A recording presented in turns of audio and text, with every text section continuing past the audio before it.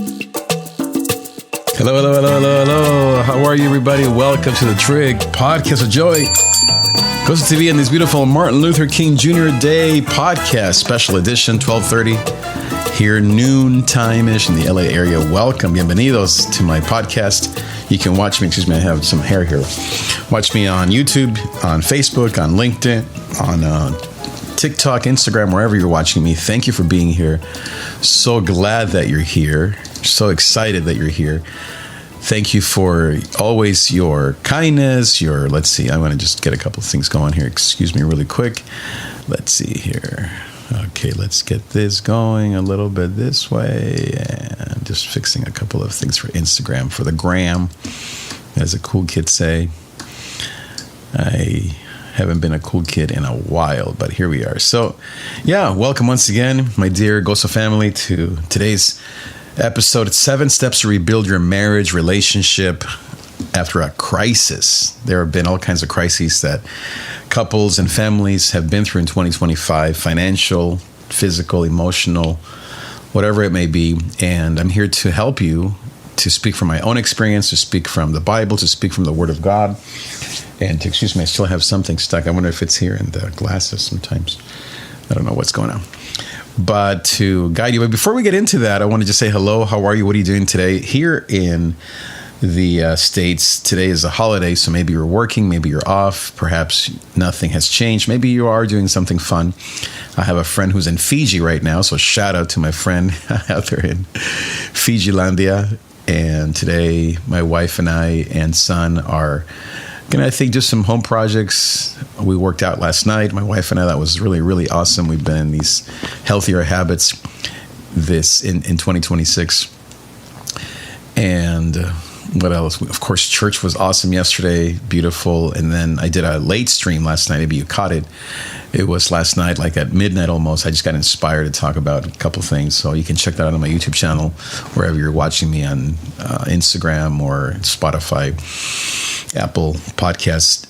And then Saturday was awesome also because, were there any football games? I think so. Sunday, of course, yesterday. I'm a Raiders fan, but the Rams are cool too. Eric Dickerson, shout out to Eric Dickerson and Jim Everett and Charles White and all those guys. I forget the name of the amazing left tackle. I can picture his face, but back in the 80s. So I'm a big, I would still am. I would consider myself a Rams fan. Sure, I think so.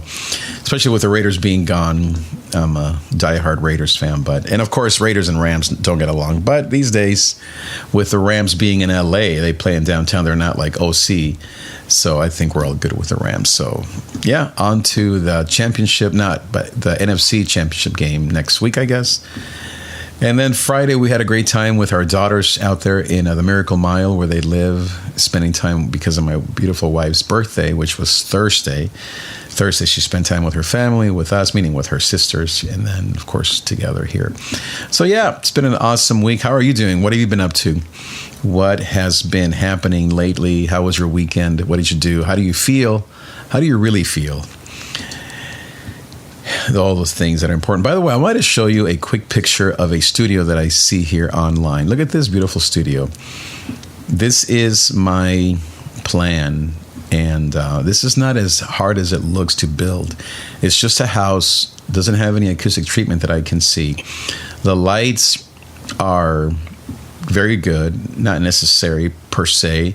The yellow lights are just simply wall lights that are just from the bottom up. These are just simply sandbags. And then the cameras, you can't see the cameras. That's the key part. And then the microphones, you have 2 SM7Bs here on Rode stands with headphones and then connected probably to a Podcaster Pro, or something like that. I don't think this is for live streaming. This is, I think, just for podcasts. But it looks fancy. It's not basic. It definitely looks nice. This table, the couches, everything, the palm tree or all the stuff. But I guess my point is, if you want me to build you this, I can do that. I can guide you through all the aesthetics. My beautiful daughter, she's a Instagram aesthetics influencer and expert. This is what she does for a living. And then I am the tech expert. I can help you buy all this stuff, set it up for you. And for about 10 grand, we can get you set up. And so, of course, you can then, from this studio, make hundreds of thousands of dollars in many different ways. So this is something that I offer as a service, and I'm going to actually save that image because it's very, very beautiful. And I can show you some pictures of what I've actually done. This is just one that I found online, but I can show you images of what I've actually done in the last few years in terms of building studios for people. It's one of my passions. But anyways, let's get into the content. I want to go through a few things, a few steps. I don't know why the chat's not working from what I see here. Okay, there it is. I think it's now. There it is. Okay, good. Is it working? I don't know. Sort of not. There it is. Okay, good. So welcome, by the way. So 7 steps to rebuild your marriage. So I'm going to have an intro here. A family crisis doesn't just stress a marriage. It rewires it. Today, we're talking about how couples don't just survive crises, but rebuild something stronger, wiser, more honest on the other side. So more honest on the other side. So the first thing is to name the crisis honestly. Healing starts with truth. Really saying it just plainly. That season was hard on us. That naming of the crisis honestly is number one, because that's where the healing begins. You're not minimizing it. You're not dramatizing it. You're just naming the reality. You can't rebuild something that you can't acknowledge. Hiding from it or thinking it's going to go away by itself or that it didn't affect you is a recipe for a disaster. What you have to do as a couple is to say, that was tough. Here's what we did. Here's what we didn't do. Here's where we're at now. It's kind of like I was telling a couple that it's sort of like when there's an earthquake or maybe something more like a storm, or let's say here in the LA area that it rained really hard for, let's say, 2 weeks. And then you have to go assess your roof, your yard, your maybe gutters, or if you live in an apartment, just how did we do? And you can't ignore the rain or the storm, and you can't get stuck there, but you have to assess to see what needs to be fixed or repaired. And that's what you have to do. Number 2 is to release survival roles, because during a crisis, a couple or a family, or if it's your significant other, they shift into survival roles. A strong one and a weak one, a fixer and a holder, a manager and a supporter. And these are important roles in an emergency, but they're toxic long term. You have to say out loud, we don't have to relate through survival anymore. That is such a powerful statement to tell your husband, your wife, to say, this is what we had to do in the emergency room when the patient was in triage and you had to do CPR. But now that the crisis is over or is better, now we can relate to each other as husband and wife once again.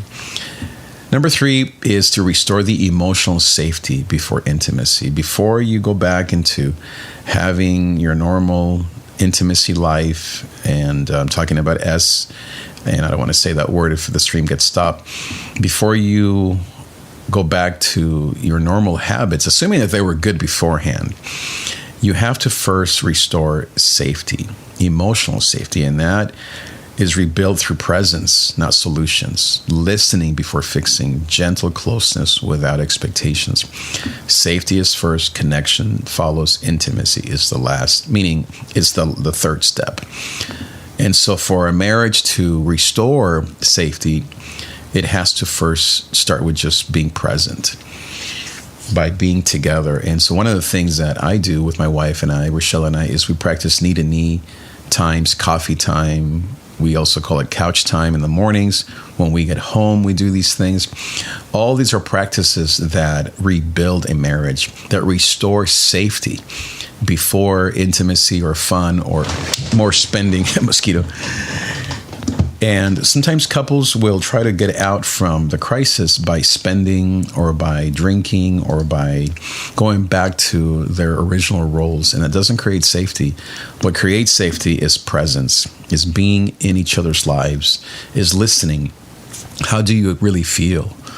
Not fixing, but listening, and giving your wife, your husband, that space, that, as they call it, what does they call it? A creating space, or there's another cool term for it, where you are creating a safe space, holding space, I think is maybe what it's called. And then gentle closeness. without expectation. So it's not sexual. It's not where you are hoping to get something out of this. It's not where you want your husband to fix things around the house, or you want him to work more hours so you can go on vacation. Those are all solutions, not presence. You want to start with closeness. You want to start with being someone who is near the other person, regardless of the outcomes. Number 4 is grieve what was lost and do it together. Most couples skip this, and it costs them years. You grieve the loss of how easy it was. You grieve the loss of time. You grieve lost versions of who you used to be. You can say something like, I miss who we used to be. I miss the old us. I hate that this changed us.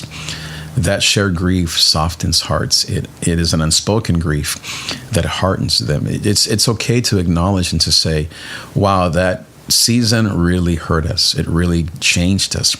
It's no longer as easy as it used to be when we were all together, when we had this person helping us with this project, or when we used to have this house or this car, or when we had these traditions with our parents, or this house that we lost. To say and to acknowledge grief is healing. And when you wait on that, or you hold off, or you postpone grieving, it's going to wait for you. It's loss will wait for you. Grief will wait for you. Sadness will wait for you. Fear will wait for you. Anything that, especially grief, will wait for you. And so it's better to acknowledge it and to say, that was some really crazy times, and we've lost a lot of things. Maybe your health, maybe your softness, your kindness, and maybe you've become rough around the edges. And it's okay to acknowledge that you're not going to get stuck there, but you grieve. And number 5 is to rebuild friendship first. Before you build romance, you have to rebuild friendship. And romance doesn't reappear automatically after trauma. Friendship does. Ask again, what makes you laugh now? What drains you now? What brings your life together now? Companionship, I have here written, is the bridge back to passion. And especially for men, we want sex, we want intimacy. Maybe for the women, they want that provision, they want that safety, they want that loyalty. To be rebuilt, or to show up right away, you have to first build friendship. What made you attracted to each other to begin with? Their laughter, their joy, their beauty, their sensitivity, their fitness, their goals, their love for Jesus. Go back to the things that drew you together. Rebuild your friendship, and to reestablish those friendship habits that maybe have been lost. As I said, companionship is the bridge to passion and all the other fun stuff. Number 6, we're talking about 7 steps to rebuild a marriage after our crisis. Number 6 is create new rhythms. Don't chase the old ones. Don't aim to get back to normal or how it used to be, or to the good old days. Remember, you've been changed. Instead, ask, what does a healthy week look like for us now?